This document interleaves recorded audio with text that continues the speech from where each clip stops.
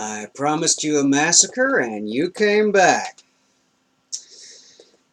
Bet you're fun at parties. Improv Bible study here on the Junk Shop Library channel. We have an appropriately mordant sense of humor. Because the subject material is absolutely the autobiography of Squeegee the Happy Clown. 21st chapter of Numbers we launch into today. You ready for this? I bet not. 21.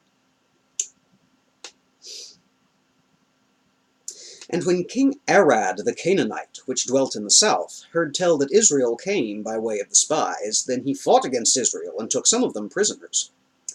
And Israel vowed a vow unto the Lord, and said, If thou wilt indeed deliver this people into my hand, then I will utterly destroy their cities. And the Lord hearkened to the voice of Israel, and delivered up the Canaanites, and they utterly destroyed them and their cities. And he called the name of the place Hormah. And they journeyed from Mount Hor by way of the Red Sea to encompass the land of Edom, and the soul of the people was much discouraged because of the way. And the people spake against God and against Moses, Wherefore have ye brought us up out of Egypt to die in the wilderness? For there is no bread, neither is there any water, and our soul loatheth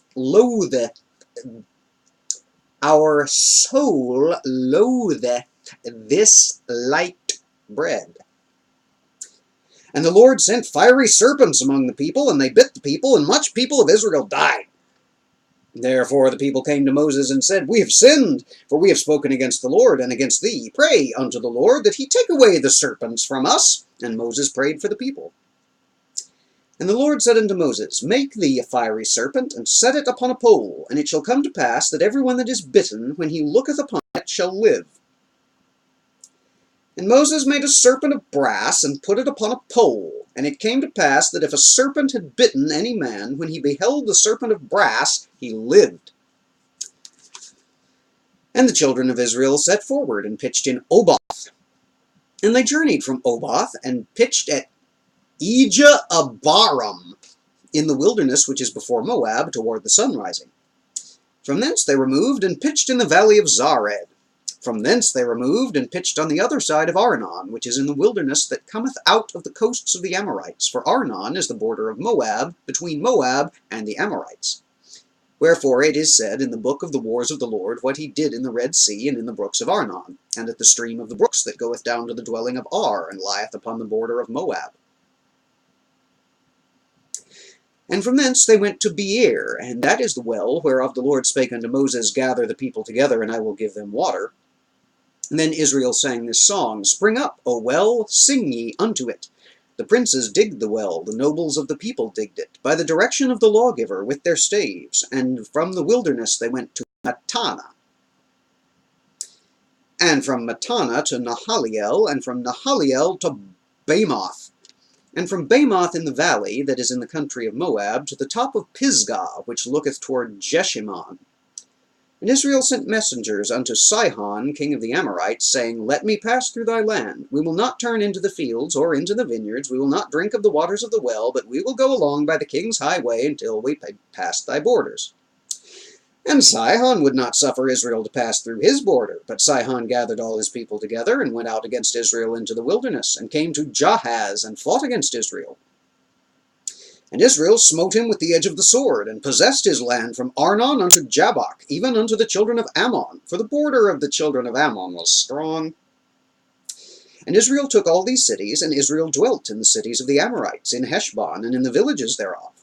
For Heshbon was the city of Sihon the king of the Amorites, who had fought against the former king of Moab, and taken all his land out of his hand, even unto Arnon. Wherefore they that speak in Proverbs say, Come into Heshbon, let the city of Sihon be built and prepared. For there is a fire gone out to Heshbon, a flame from the city of Sihon. It hath consumed Ar of Moab, and the lords of the high places of Arnon. Woe to thee, Moab! Thou art undone, O people of Chemosh. He hath given his sons that escaped, and his daughters into captivity unto Sihon king of the Amorites.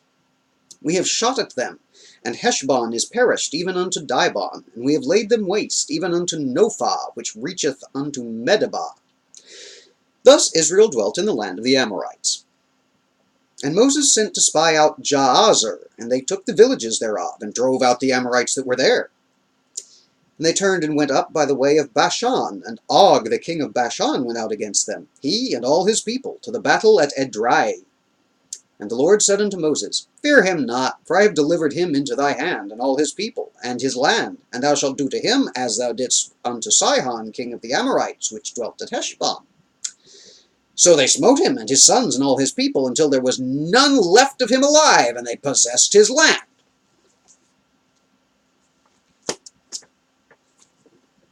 21st chapter of Numbers.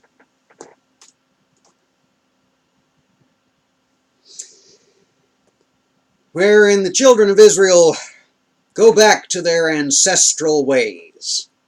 It's been a few hundred years, but finally have they waxed great enough in strength to do old warlordin' Daddy Abraham proud. Just rampaging amok across the land, taking whatever they want, smiting and striking, and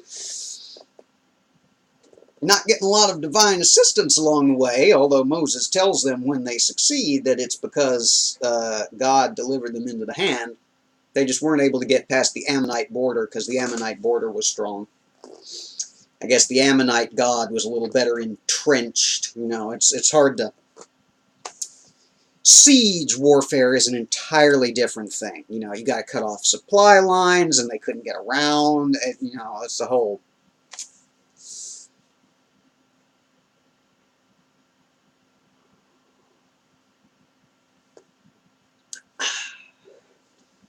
Just coffee. Good coffee, though. Alright, well, let's see.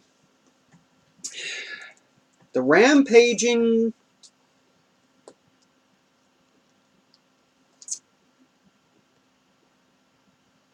Oh, yeah.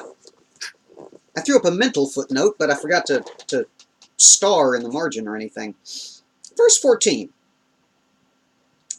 Well, 11, 12, 13, and 14 when it says, and, you know, they couldn't go through here, so they went around this way, and they camped here, and here, and here, and here, sort of along the Red Sea trade route there.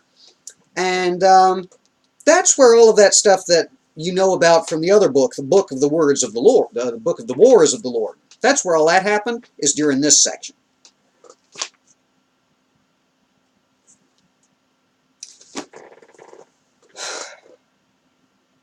Couldn't we have had the book of the wars of the Lord along the Red Sea trade route instead of, oh, I don't fucking know, Leviticus? Shit.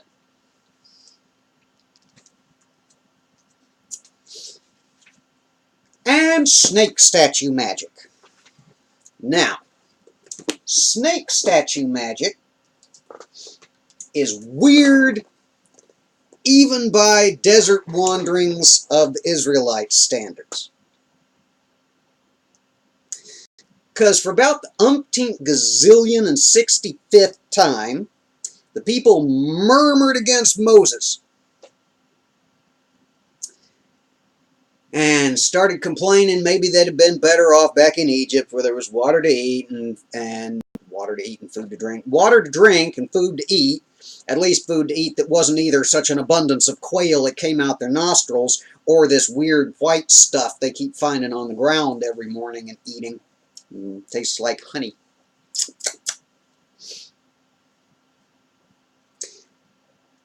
And every time this has happened before, they bellyached, and Moses or Aaron, or Moses and Aaron, have gone to the tabernacle and fallen on their face.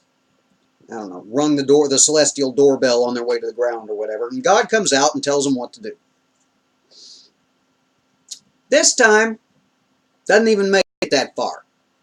God hears the murmuring, and God sends fiery snakes into the camp to bite them and kill them.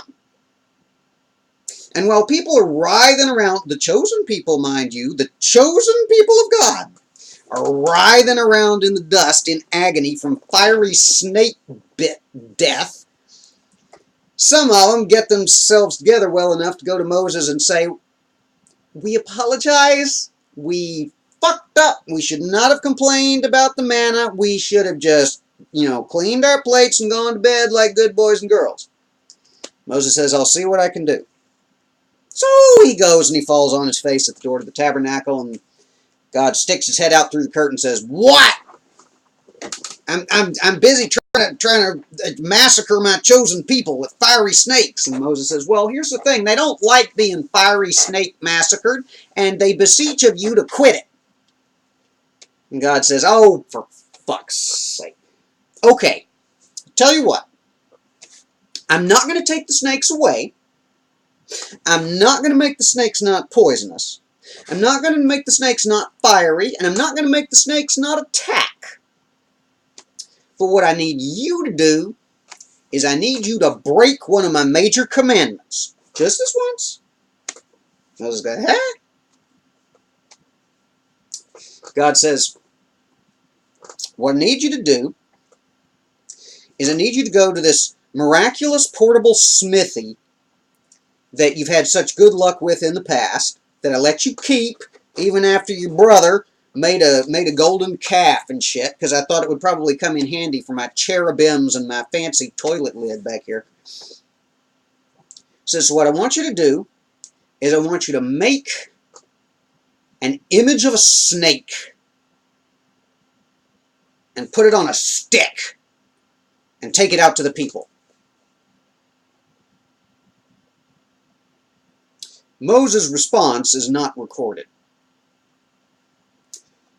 See him there hammering at the forge, trying to make a snake statue-y thing that he's going to be able to lift up on a stick somehow.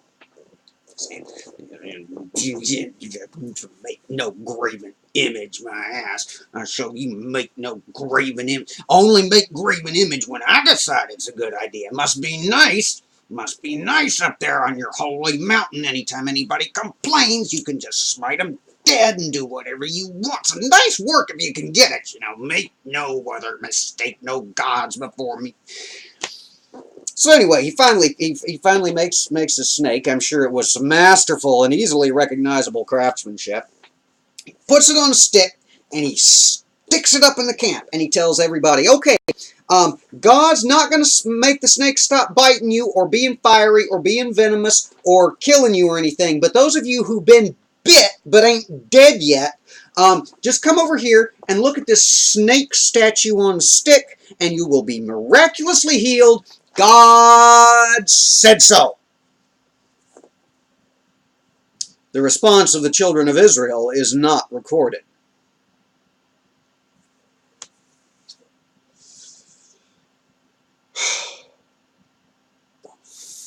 Fuck is with this book?